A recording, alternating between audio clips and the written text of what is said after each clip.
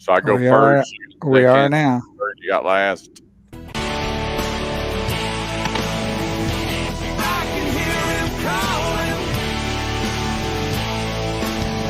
reaching out 'cause I've been falling. Eye for an eye, tooth for a tooth, lie for a lie, truth for the truth. Turning my left cheek, fight, looking for the light. And what do I do now? What do you do now? Punt. Come Okay. on. What you need to do is then go to the shifting gears right now. And we're live right now. Everybody, thanks for tuning in. We are live here on this Tuesday evening at 7 CDT, Central Daylight Time. We're here for about an hour, little give or take a little bit. Every now and then we might go over a little bit less sometimes.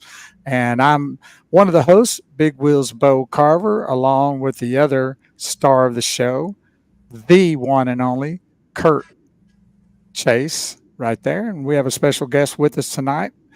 Harmon Robinson is with us. And we want to thank everybody for being a part of our broadcast tonight. We're sharing it on several different locations.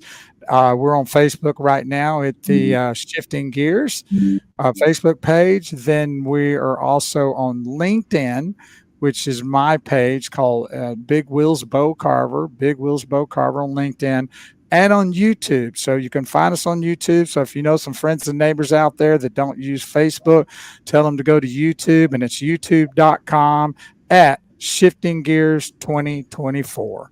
So that's how we are representing ourselves tonight on this broadcast. We're here every Tuesday from 7 to 8, trying to bring about some different things. We have a car show on Saturday, most of y'all probably know about, but on Tuesdays we do this Shifting Gears, and we talk about everything from A to Z, and that's what we'll be doing tonight. Well, hey, thanks everybody for hanging out. One of our special guests, a man that I've known for, gosh, close to 30 years now. He crowned me the new horse whisperer of the great state of Texas. My good friend Harmon Robinson. How are you, brother? I'm good, Mr. Kurt and Bo. How are y'all? We're Doing doing great. good. Thanks We're for doing good. Well, hey, let's get started. There's, we have Harmon as one of the sponsors of the show. If you have a mortgage need to get in, get out, make some changes, refinance, HarmonRobinson.com. That's HarmonRobinson.com. His name's up on the screen. He used to be the used car manager at a dealership that I managed up in Denton. Is how we got to know each other, and I got to know his family, and actually got to go to Double Oaks, Texas, and become the horse whisperer. Me and my good buddy Diego. And anyway, I want to cover a couple of things real quick because there's a lot of questions after the last show you were on, and everybody, pretty much knows you don't have a crystal ball, but these first-time home buyers are really struggling, Harmon, to have to move way outside the Metroplex, it seems like, to get that right price home or an extreme fixer-upper. So one of the questions were, if I'm buying a home and it needs a lot of work and I'm only have the money to put down, how do I get that house financed where I can make it right and not live in a shanty? Well, Kurt, there's some programs that FHA has where you can go in and do the repair work and the fix up for some of your down payment. And some of the lenders in the area, there's several of them, but you just have to shop for those. Usually can go on the internet and shop for fixer uppers, work for the down payment type deals, and pick those up. Yeah, because right now, if you take a look around town, I mean, the average starter home in the Metroplex, man, I couldn't believe it. I remember my first starter home was $89,000. I built a brand new home in Keller when we moved here about, 15, 16 years ago, was $185 for a 2-story, 4-bedroom home. And now they're, in the 300s plus. And for these young people that are starting out, I guess there's a process they need to start, is just to come to you and go, hey, here's our budget. Here's what we're doing. Here's what we work. Help us out. Yeah, Kurt, with the new guidelines that National Association of Realtors that come down for home buyers, there's a lot of changes going on. And it's going to really help first-time home buyers to go in and make these happen. The VA now, for instance, the VA now has lifted what used to be something you couldn't do, is their borrower could not be helped out in any way other than having money on their own to put down and do their closing. Now they can get some of the money that they're going to have to pay their buyer agent from the seller and on a concession basis. And little programs like that, that's going to help the first-time buyers a whole lot. Well, is it easier for a first-time buyer to build a house or buy an existing home? Was another question. Buy an existing home. Really? Yeah, Kurt, I kind of going along with what you said a while ago. My first home that I bought, is right out of the service, was a $10,000 frame, 3-bedroom, 1-bath home. $10,000. That was back in the late 60s. And so now, you can't hardly find anything for less than $200,000. Right. Yeah. So the banks really love the younger buyers to buy an existing home versus going into new construction. Absolutely, because the new construction, you just can't build a home anymore that cheap. You just can't do it. And you're going to be able to find, it's not going to be the best locations, but it's a starter. And just like I said and one time before, rates are a little bit higher right now, but home ownership in the long run is going to outperform what it's going to cost you to buy a home now, even if the interest rates are like they are. So it's important and really imperative that young people get into a home ownership as soon as they can, because it's going to benefit them in the long run. Here's another question. This is from Gabby, and she said, how far behind before the bank takes your home have elderly folks in trouble? If you're an elderly person over 62 and you finding yourself behind in your payments, whether it's 30 days or 5 months, you can get a reverse mortgage. And that helps you to clear up the old payments, bring them current, and gives you some equity that you had in your home to put into an account that's available to you to use on emergency situations or vacations. And it's a real good program. I had a reverse mortgage at one time, and it really was nice. Yeah, I see there's a lot of people right now that are looking at reverse mortgages just because of time. Now, let me ask you a question. If you go into a reverse mortgage, is it easy to flip that back around just like refinancing a home? You just have to refinance it. It's just like paying the old loan off and putting a new loan on it. But then again, you don't have the ability to be able to use your equity when you need it. So are you able to go back? Can you flip-flop as times get easy or times get hard to a reverse mortgage versus a standard finance, just like you can refinance your homes as many times as you want? Absolutely. But the difference is, Kurt, when you go back into a traditional mortgage, you have to be able to be creditable. You have to have the money there to pay the closing costs. And with the reverse mortgage, you don't have to do that. It's all about the home being qualified and about the age of the buyer being qualified. So on a reverse mortgage, let's say you have $100,000 in equity, you can only use that $100,000. And when that's used up, you're pretty much going to have to sell the house. You can use a portion of that. They will always pull a portion of that back out for emergency situations if you run into a problem later down the road. And that's called a buffer. Now, if you want to go back in and use that equity up, and you want to refinance later, that equity is added to the existing note, and you have to refinance that whole note. Got it. Bo, what are you doing over there? I'm over here just listening to this wonderful conversation you guys are having. What's the age bracket for that reverse mortgage? Minimum 62 years old. That's for both buyers. Oh, for the husband and wife? Well, we're assuming that would be the case. My wife's 11 years younger, so I'd be in trouble. You'd have to be about 73, 74 before. I'll be dead before I qualify for that. So I see the housing boom is going again. I saw that, and here's one thing that a lot of young people, not even young people, people that are moving in, there's not much inventory. And what inventory, the closer you get into the inner city, gets very, very expensive. But is it true that the further you go out of the city, you can buy more home for less? It all depends again on location. It all depends on the type of home. If you go into the smaller towns, yeah, usually it's a little bit less expensive. Now, to give you for instance, I have some friends in Hot Springs, Arkansas. That's a recreational community, as you know. They Yep. bought this home. It's a 3-story. It's a New Orleans style home. They've got it on the market for $117 a square foot. There's about 3,400 square feet. You can't find $117 a square foot anywhere here in this area.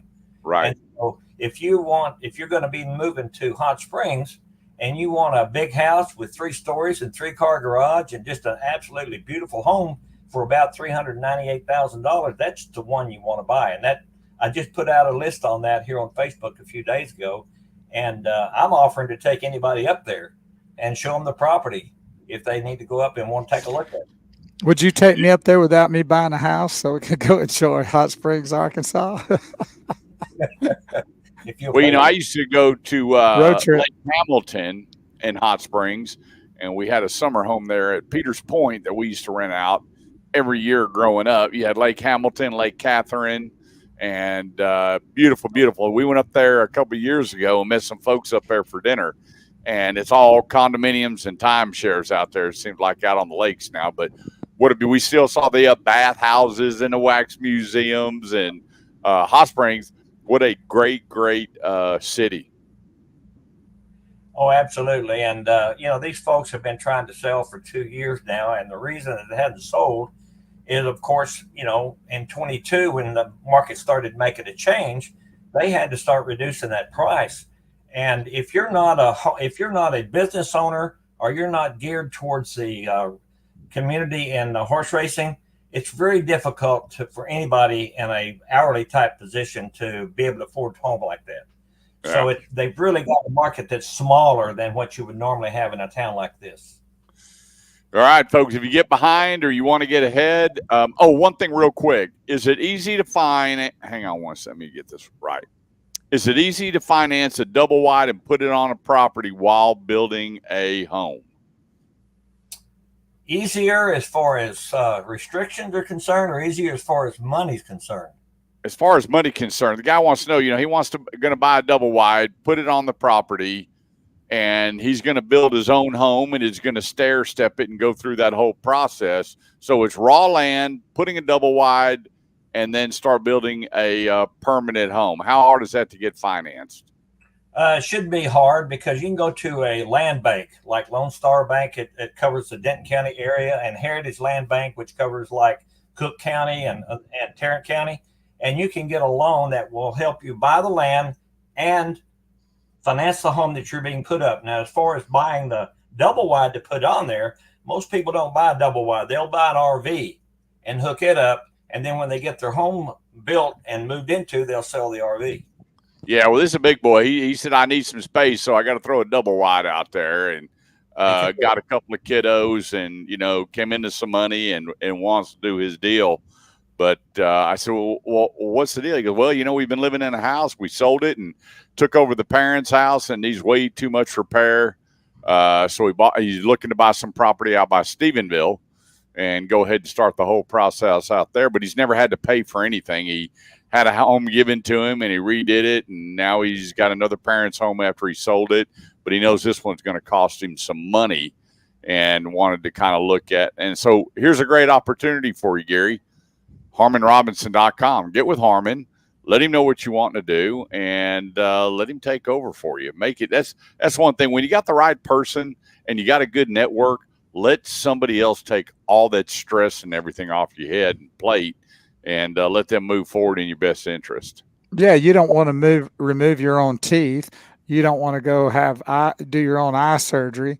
You don't want to do those things yourself. So that's why you have people like Harmon Robinson to go to so he can lead you in the right way so you don't lose money, time, and all that other stuff, especially with a lot of the regulations that are going on nowadays. I mean, you can stump your toe really big on making a big mistake that could cost you maybe the deal or a lot of money. So, well, look how many people are buying properties with fake deeds. I didn't realize how big a business that was where people are going down and filing for deeds and people are putting down all that money and they think they have a property and they show up and they're out of luck and their money's gone. And that's where you need somebody like Harmon on your side, that he's doing the research. He knows who the owner is. He knows who the seller is, and everything's clean, basically. You don't have to worry about when I Googled that, and I was shocked when a buddy of mine told me that, how many thousands of people are buying bogus properties that they'll never own and putting up all that money and they're gone. It's pretty crazy, huh? Just another way that people get shafted, like they need to have that happen to them, right?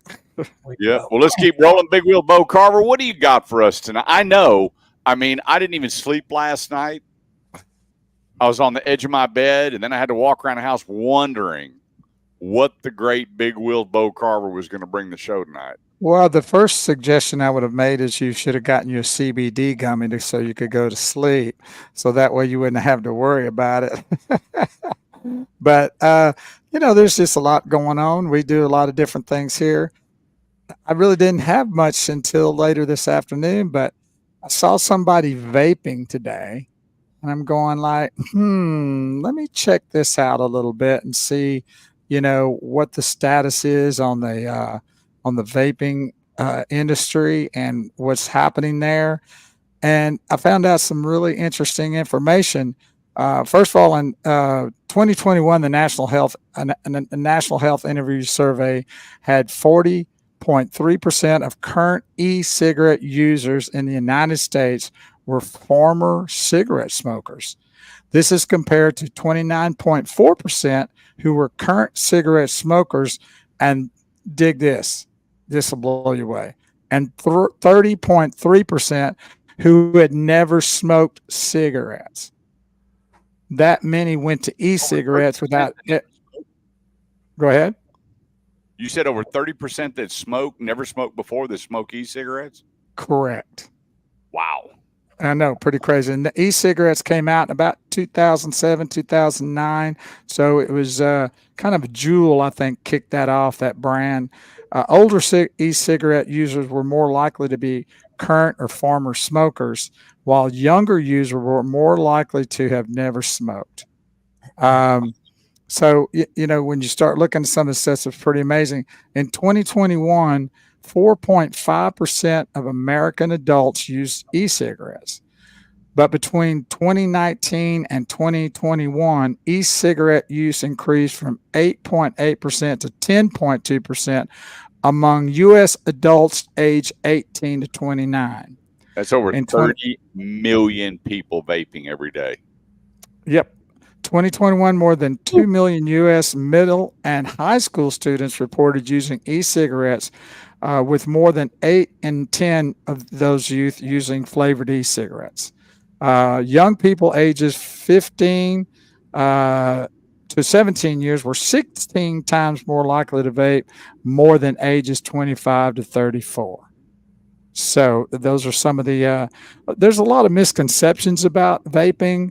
Most people thought that it was safer to go from smoking to vaping because they felt like, or maybe they were sold a bill of goods that it's a water vapor. But that's not true. Despite the name, vaping doesn't make water vapor. It actually creates an aerosol or mist that contains small particles of nicotine, metal, and other harmful substances. Like the e-juice or e-liquid that goes into these vapes devices, they're used to make vapor you breathe in. These e-liquids aren't just water. They contain flavoring, has harmful ingredients, and nicotine, the additive and the harmful substance in cigarettes as well. So, there's just a lot of, they're saying is people used to thought it was safer than cigarette, but vaping causes health problems as well. Both vaping and smoking are addictive and bring potentially dangerous chemicals into your body. The levels of many of these chemicals is higher than when you burn tobacco. Vaping hasn't been around long enough to know the long-term effects of that, so there's still a lot of questions about what it's going to do. But what they know so far is this: lung damage. Vaping can cause inflammation, cell death, scarring, and DNA damage in the lungs. Vapes can also contain toxic chemicals that can decrease oxygen levels, making it harder to breathe. A chemical called dialcetyl found in many e-cigarette flavors can cause a type of inflammation in the lungs called popcorn lung. It's bronchitis alterations, BO. BO can lead to scarring of the lungs, tiny air sacs, along with the thickening and narrowing of the airways. It's also got nicotine poisoning. Nicotine is highly toxic and can cause symptoms such as coughing, nausea, headaches, dizziness, diarrhea, increased heart rate, vomiting, seizures, passing out, and addiction. Nicotine can also harm brain development, which can continue until age 25. Other health issues, if I can find it here. Hang on, give me a second. It causes irritation to the eyes, nose, and throat, severe headaches, organ damage, an increased chance of disease and infections of bacteria and viruses. So causing asthma and all kinds of other things. That sounds So like one of there's- them bad commercials for everything they talk to you about that's going to be good for you, but all the gazillion side effects. That's Well, what we were told. Everybody was told, hey, go to e-cigarettes. And, that company Juul produced the most amount of millionaires in 1 year than ever in the history of the United States. Everybody got $1 million bonus that it was a certain level, and they promoted it as it's the alternative to smoking, a healthier way. Break the habit, pick up a e-cigarette, and you'll be on your way. But I did a lot of research because one of my boys, he sure liked that thing, and I almost broke his rear end a couple times taking it away. I went, look what you're putting in your body, and to your point of everything that you read off is there's so many false pretenses to put a product out that we thought was going to help America. It was going to get them to put down the cigarettes and everything else, but it's actually done the reverse, I believe. Oh, well, there's no doubt. There's also secondhand exposure. There's just so much stuff that's been lied about this, and the addictions are just as bad or worse than smoking cigarettes. The vaping doesn't make smoke, but people around you are exposed to nicotine and other chemicals when you vape. And here's another one that they don't ever tell you is the explosions. There have been incidents of batteries in these vaping devices exploding, causing very serious injuries and burns. One of and my also, buddies, his vape blew up in his back pocket, and you wouldn't believe what it did to his butt. really, They had to go in and do skin grafts. You wouldn't believe what it did to his butt when that thing blew up. well, there you go. And also, a lot of people don't think it causes cancer, but it does. It still has the same effects as what you have with all that, things that you would have with the regular cigarettes. Now, here's an interesting thought process that you might really like, Mr. Chase. The cost of vaping can vary depending on the products used, but some say that people can spend, are you ready for this? Between $2,100 and $5,100 per year on vaping. And here's another aspect of cost that's not taken into consideration. Vaping can also have other costs, such as increased health care needs. A 2022 study published in Tobacco Control found that e-cigarette use costs the United States, are you ready for this? Drum roll, please. $15 billion annually in health care expenditures, which is more than $2,000 per person a year in this country. The study's author noted that this excess spending should not be overlooked. So, it's having that impact on that as well. Now, that's what I covered with e-cigarettes, but I thought I'd just throw this in too as well, is that Americans spend $80 billion roughly a year on cigarettes. Still. The regular cigarette. I was at a, what do you call it, a Quick Trip. And I went in to grab me a bottle of water, and this guy was up there, and he said, yeah, 2 packs of cigarettes. And I never even heard of the brand. And it was $21. And I said, I went, So you just spent $21 on 2 packs? You know what he said? That's a deal. Yeah, nowadays it is. My dad, or my papa, would give me $1, and you go up and get him 3 packs of butts, and you had a nickel left over to get you some gum.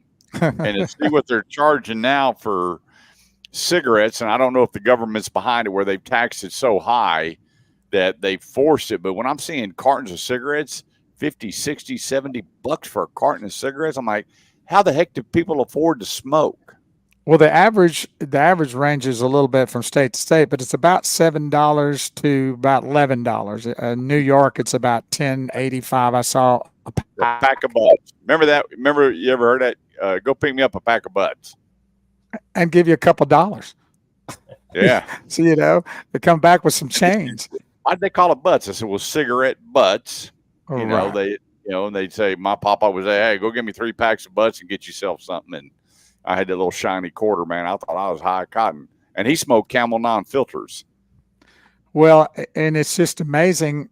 I'm shocked because, again, how people don't do their research. We talk about the political side, how people don't do their research and just believe stuff they're hearing on TV or whatever. And it's the same way with something like this and then of course, I believe in high school and college, it's like anything else. There's a peer pressure to do stuff like that, and I'm shocked at how many people that don't hear to that. Of course, young people think they're invincible, so they don't care. They do a lot of things probably even worse than vaping, but it's an addiction. It doesn't change. Cool. Look at all the videos of these kids blowing these massive clouds. Look like they're blowing a stratus cloud out of their mouth. And big old giants. It was like this cool. And then it had all the Okeechobee yarn and crazy. I mean, all these flavors. And they addicted our children. But, it still goes back to the moms and dads. I caught my son and I was like, let me have it. He goes, what are you talking about? And I said, you got to be kidding. I can smell that crap down the hallway. And it is ugly. I mean, I made it a point just to show him what you're doing to your body, and we ended that whole routine real quick. But you know what?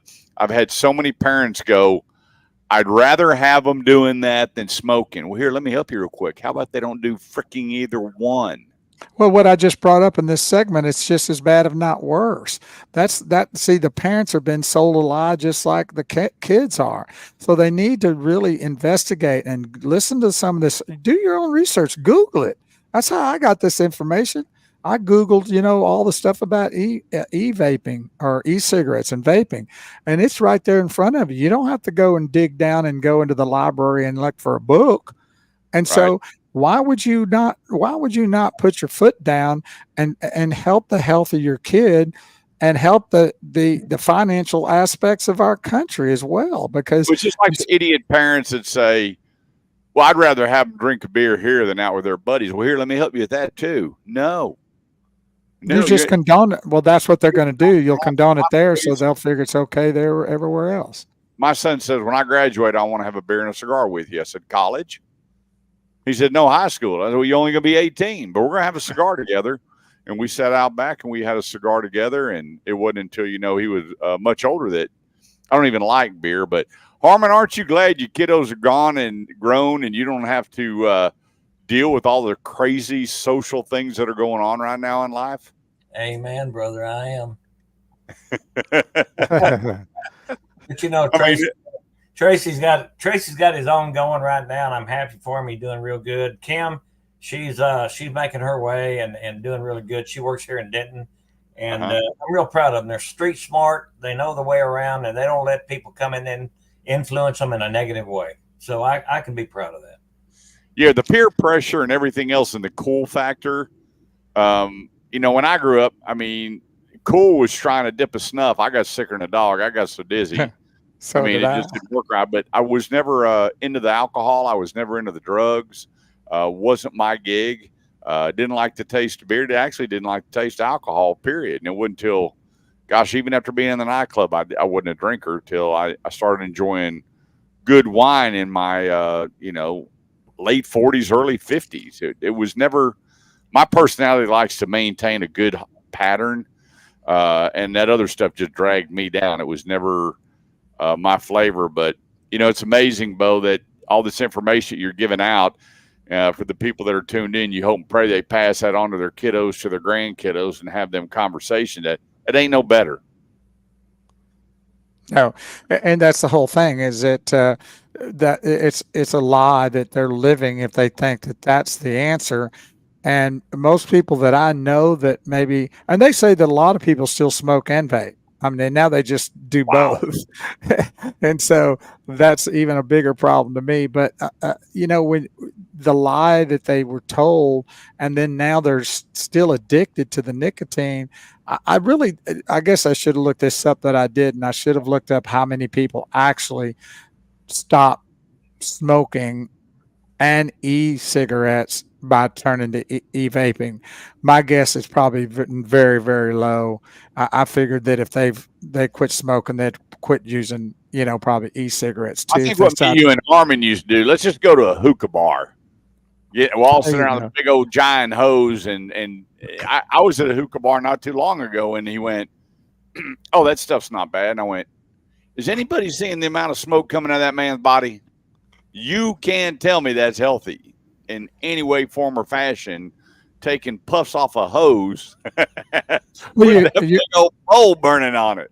Well, you heard what I said about what it does to your lungs. Yeah. I mean, it's anybody that thinks that going into your body is healthy, and I forget nicotine or anything else, just the chemicals that are going in your body. All the carcinogens.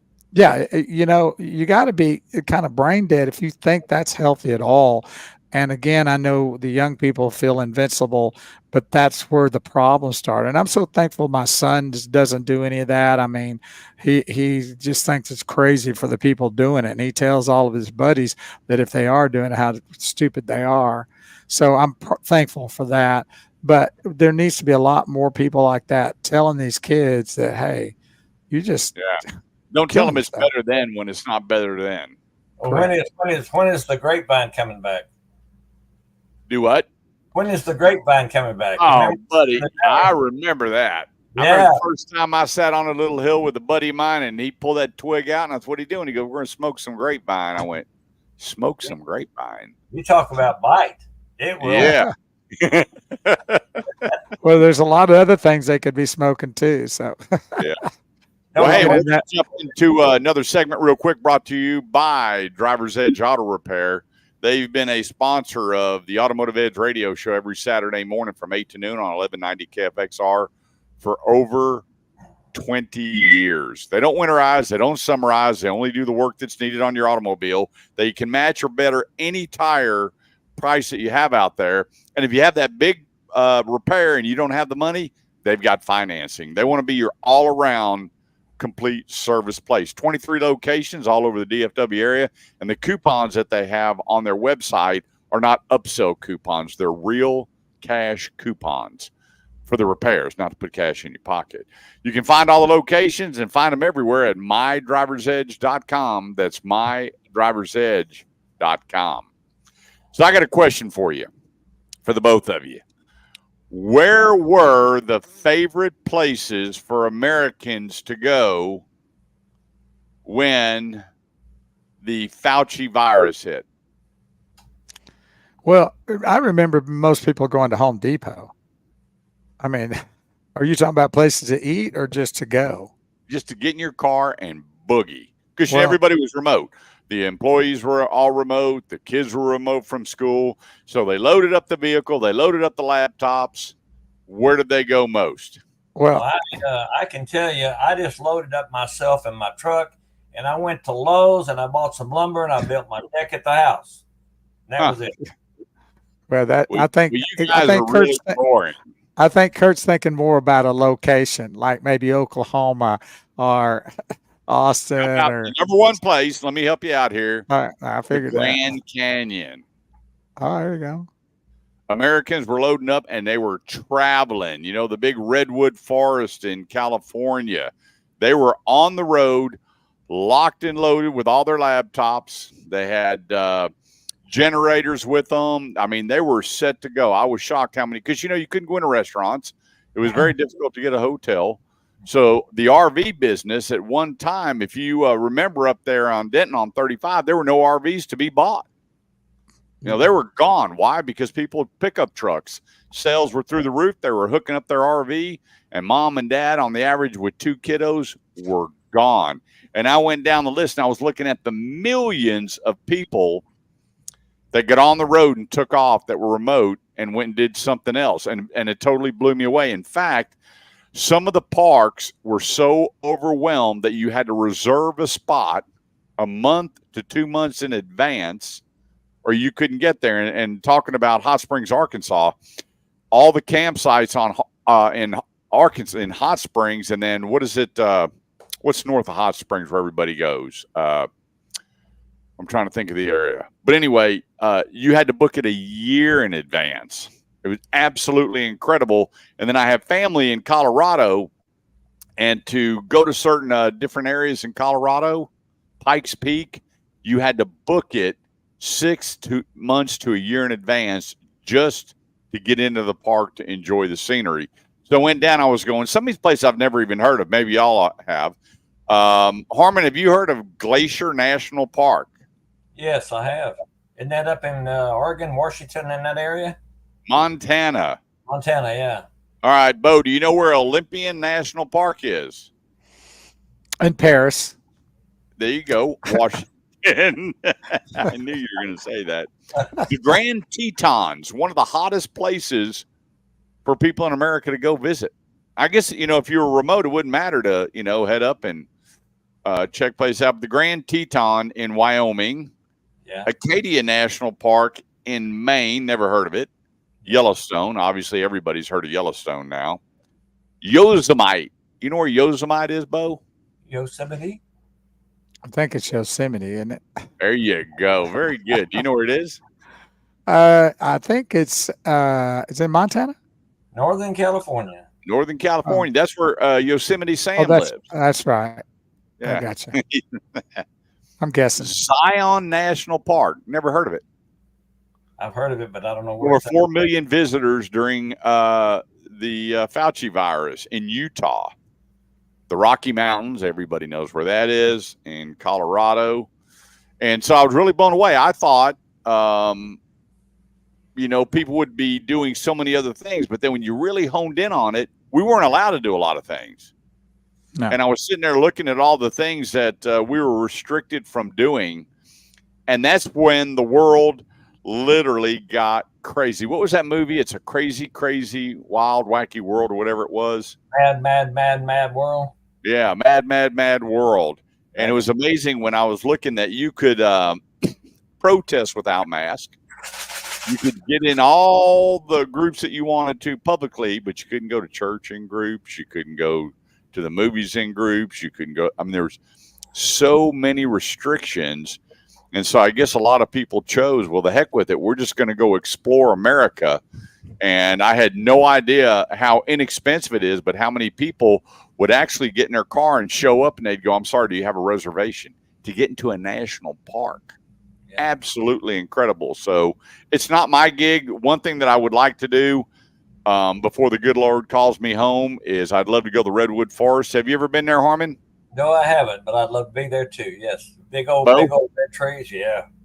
Beautiful place. No. Yeah, I've heard it. That's Grand Canyon. I'd be like Chevy Chase in summer vacation. I'd go over, look over the deal, kind of nod my head, and you know, And drag your dogs with you.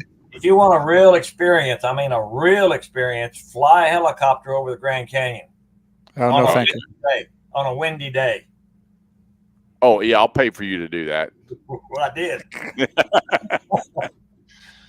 Yeah, So, I don't- oh, I want to go see, what'd you call it? The Beautiful Bridge?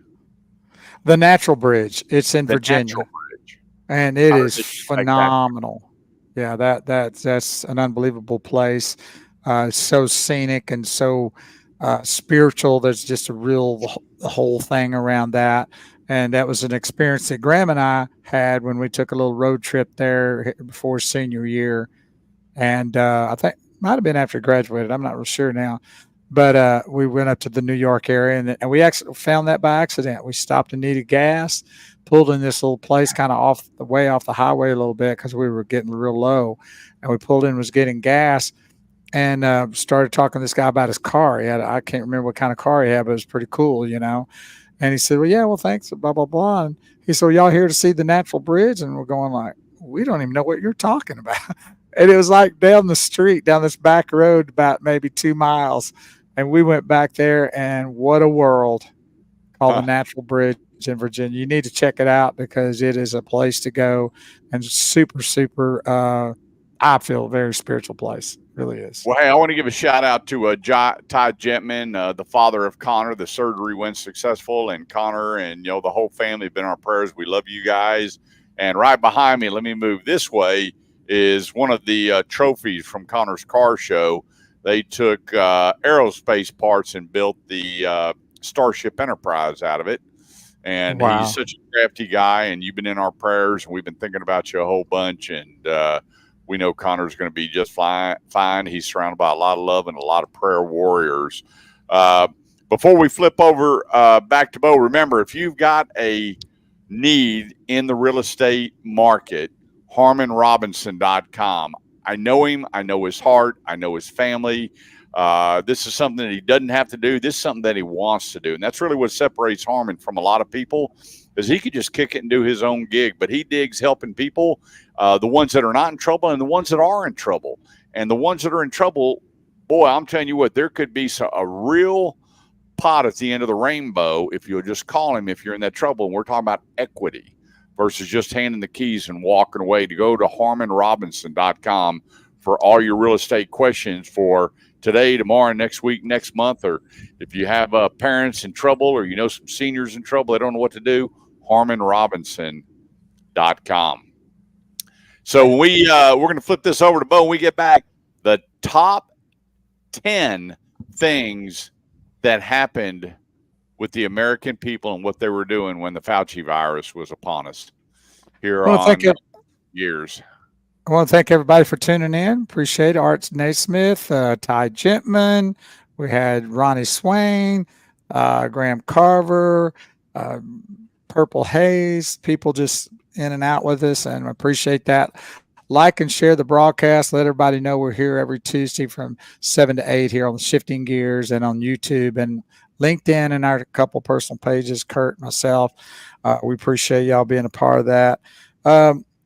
I have one other little thing to talk about too. I guess I can bring up and give you a little time to do your part too. Let's see if I can find it here. Got it somewhere. So school's about to start, and about 2 weeks, I guess, in a lot of areas around here, right, Kurt? Yep.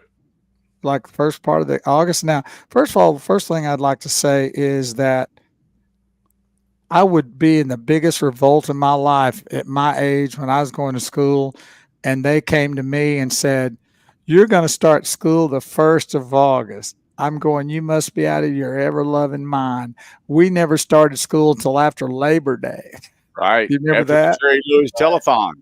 Exactly. I mean, that was the kickoff of what a great weekend that was, but it was also the kickoff to starting school.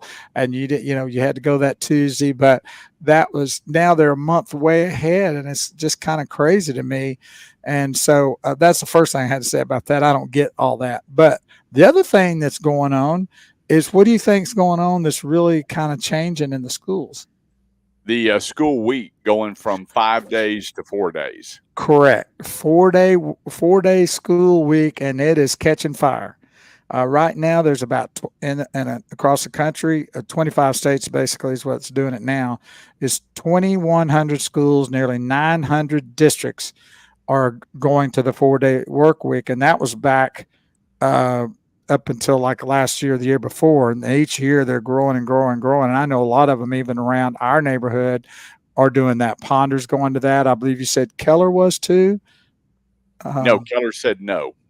I'll say they said no, but any others in that district, or just that school? None of the areas around here voted it in. You have to go a little bit further out to find the districts that are going to the 4-day school day. I know Sanger's doing it. Yeah, as a matter of fact, they're not starting until October, I think. So they're Wow. starting 5 days until October and then going to 4. Now, That's why? That's what I've been told. I don't know. Well, I don't, I don't I'd get have that whatsoever. But whatever, more power to them. I guess they'll figure it out. But here's kind of some of the breakdowns of the pros and cons. So the pros is increased attendance. With a larger weekend, students may be less likely to miss school for appointments or family trips. There's cost savings. The model can save schools money by reducing expenses like transportation and utilities. Improve student performance. Some students have shown that students perform better. Studies have shown that students perform better on standardized tests with the 4-day week model. Retaining teachers. Shortening the school week has found to improve teacher retention and job satisfaction. All which I see it could be a good pro. But here's some of the cons. Longer school days. Longer school days can be mentally and physically draining for students, leading to burnout. Childcare issues. Families may struggle with finding childcare arrangements on the extra day off. Negative and impact on low-income students. For families who rely on school meals, losing a day of school can have a negative impact. Yep. Okay, well, get that. Potential for reduced student achievement. While some students show improved test scores, others suggest that student achievement may decrease due to the longer days and loss of instructional time. So with those two things there, let's go a little deeper first, then we'll do that. On the positive side, some schools that have implemented the 4-day week report improved academic performance. A shorter week can reduce student fatigue and increase engagement during school hours. Additionally, the extra day off can provide students with some more opportunities for rest, family activities, and independent learning. However, detractors argue that a longer school day might be counterproductive, leading to decreased concentration and productivity as students become tired. There are also concerns about the potential widening of the achievement gap, especially for students in the low-income families. So, in y'all's viewpoint, do you think the cons the pros outweigh the cons, or the cons outweigh the pros? What's your thoughts? Well, I think it's a little early before we could determine that, but it could go either way. It just depends on how well it's implemented and how well it's managed. Well, For I know me, one thing. I'm 100% against it. And here's my deal. Right now, when my son brought home, my last son, he graduated 2 years. This will be his second year out of school. 8 different classes a day, 8 periods. I'm going, well, there's the first problem. Right. And when we had it, we had 2 semesters with your English, math, history, and then you had your electives, and we had 6 classes a day. So if they go back to 6 classes a day, and then every day after school was athletics, and these coaches didn't think that your kids got to be there at 5:30 in the morning suited up, it doesn't make the team any better. I don't buy it. I think that they don't have it set up correctly, but I think if they went back to a six class day, 5 days a week, and they broke up the semesters with your core classes and then your electives, get all the hard stuff out of the way, get all the hard core classes out of the way, but they make them take the math, English, and history year round, and now 3 years of this and 4 years of this, mandating 2 years, 3 years now of a different language. Baloney. I think the way that they're setting up the curriculum and then the STARS test, which they put so much pressure on these kiddos, is just a bunch of baloney. And that's the bigger problem. The teachers are forced to teach for STARS. They're not there to teach for success. Well, I know when Graham went to high school, on this flip side of what you just said, he said that when he was going 5 days a week, he said that I could do the work that they were presenting in that 5 days. He could have done it in 3 and half the time of the 5 days. So he got bored. it was just too long going 5 days with the time frame that they went for the 5 days and what they were doing. So he looked at it that was a waste of time, and it was just, it bored him to tears. So Well, Graham's in the 1%ers though, and the schools aren't set up for Grahams, for Zachary's, and I could go down the list of kids. They're not prepared for these kids that are off the chart, that are so smart. They don't know, they don't have that the class is ready to go.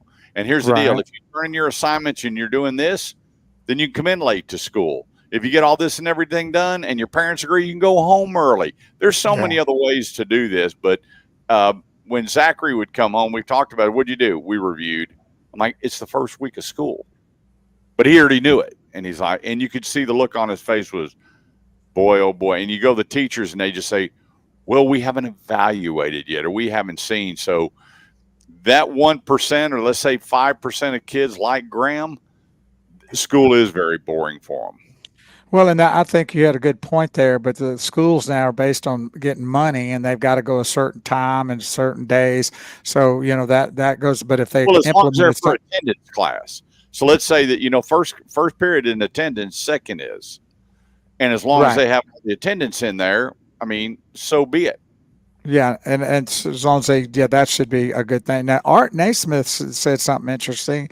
He said the Japanese go to school 6 days a week, but on the downside of that, they lead the world in suicides, teen suicides. Yep. So, is that because of the 6-day school week, or is that because it's on them for success? Right. And it's I think if you, we try to pacify the kids and run the registers and get all the funding and do the worst thing to these kids they've ever done is the STARS test. And they thought it was a way to get the teachers from cheating on the grade, just getting the kid out of school. But, you look back in Bush, it was no kids left behind. So if you set it up right and you're able, as massive as these schools are, to have the teachers to help the ones in need, let the kids that are excelling excel. Don't keep the reins on them, which they did with Graham, which they did with Zach and so many other kids that we knew. This thing could work out a whole better. But all their focus is attendance, money, and STARS test. And as long as you have that. That's how they rate the schools, is through attendance. Yep. They don't rate it through academic achievement. They rate it through attendance. And that's why you get, what do they call it, extra, some kind of award they get every year if they get so much attendance. Bonus money. Yeah. Well, Graham told his counselor one time, he told her, he said, y'all just need to face up that y'all just cater to the weak. That was so funny. That's true. Very true. But I think No Kids Left Behind, there's a way to do it. They're just not. Let's get the STARS test. Let's get everybody here in school all the time. If not, we're going to drag your butt into truancy court. And it's messed up. And it's been messed up for a long, long time. And when you try to fix it, they get mad. Just like all the pornographic materials that's in the libraries these kids are seeing, and the gender identity. And that's more important than giving these kids a good education, because when you look at the spelling bee, you look at the scholarships, you look at the valedictorian, salutatorian, all of them, they're not Jones and Smith and Johnson. Right. They're the ones that these parents are going, you know what, we're gonna study at home. We're gonna stay ahead of the curve. We're gonna keep things rocking and rolling. And guess what? Yeah, and they have them very focused and disciplined. Where, oh, my feelings got hurt. And the ones that they all love the participation trophies. I don't. Right. Correct. Well, that's it. So we'll see how that works out, with the Sanger and the Ponder, and the schools are moving into that. So I may bring up some more insights on that, and may try to find out some teachers that were coming from them, what they're actually thinking, more than just surveys. So anyway, that's that take on that. So hope everybody has a good school year about to kick off here in a couple of weeks, whether you're going 4 days or 5 days. Enjoy them school nuggets. Remember, mighty tasty. So can catch it. All right, I'm going to run through this real quick. The top 10 things people were doing when the Fauci virus hit. We ready? And y'all hit it right off the bat when we talked about it. Number 1, home remodeling. If you looked at the stock at Lowe's and Home Depot, it was through the roof. If you could find lumber. And I remember my brother, he was telling me when they build those boxes in front of the new homes to throw the scraps in, and he worked for a big lumber company down in Ennis. you could buy those for $8-9 a piece. He said they were selling for 50, 60 a piece, and because you couldn't get lumber. Everybody was home remodeling. Number 2 was restoration projects, whether restoring your car, cleaning antiques. Restoration was huge, and it was amazing how many people were Googling and buying and getting stuff to take care of restoration. The next was, get this, home cooked meals. Everybody was cooking at home, taking online classes, Googling recipes. There was, I forgot how many hundreds of millions of views of watching cooking shows and cooking tips online, and people cooking meals at home, which I love anyway. Spring cleaning year round. Go figure. He said people were emptying the closet, and donations were at an all-time high during the Fauci virus. Here's one that was in the top 5, physical fitness. They said during that virus, believe it or not, more people were getting healthier than ever before, walking and exercise. And I got to tell you, I remember in our neighborhood, I didn't know we had that many neighbors. And they'd cross the street when they'd see each other, thinking, and I've never seen people out in public wearing masks, but while they're walking. But physical fitness was a huge thing. The shipment of home gyms and home weights, and absolutely incredible. The next one, family time, grew 300%, where families were doing stuff together, connecting. Board games were a big buy on Amazon and everywhere else. People were staying home and playing games. Now, guess what was down the most? Those were the things that were up anywhere from 1,000 to 500 to 300%. Now, what do you think one of the biggest downs were in percentage-wise during the virus? TV. No, TV was up. Okay. Everybody was streaming and buying it. Divorce was at an all-time low, where people were like, hey, wait a minute here. We can't afford to move out. Right. No place to go. Let's kind of work things out. And the dockets in the courtrooms were coming down, and people pulling back from divorce, not even going online for the cases to be heard, or just writing in going, hey, we decided to hang out and make this thing work. And then crime was actually down. You know why? Because Nothing was open. Nothing was open, and more people were home protecting their properties. Right. They were around more. So home burglaries, home robberies, all that stuff was down. And then the number one thing that was up, the number one, what do you think it was? Alcohol. Nope. So you had all the remodeling, restoration, home cooked meals, spring cleaning, physical fitness, family time. And what do you think the American people were doing the most of? Praying. Well, religious online church was through the roof. Right. Saving money. Oh, there you go. Bank accounts grew exponentially during COVID because people weren't spending money on gas. They weren't going to the movies. They weren't going out to eat. They were having, I didn't even know that you could have alcohol brought to your house, like Uber Eats or something. They weren't going to the hair salons or the barber shops. That's when I had my hair down to my shoulders. Ty Gentman says babies. Oh, yeah. Had a booming population. Yeah. Yep. Well, what else do you do when you're home with your honey all the time, And making up so you don't get a divorce. That's right. Yeah. And so I was really blown away when I saw that the top things to do were go to the national parks for people in America to go see America. The Statue of Liberty was closed. Staten Island was closed. All those places, Niagara Falls, you couldn't get out and do it.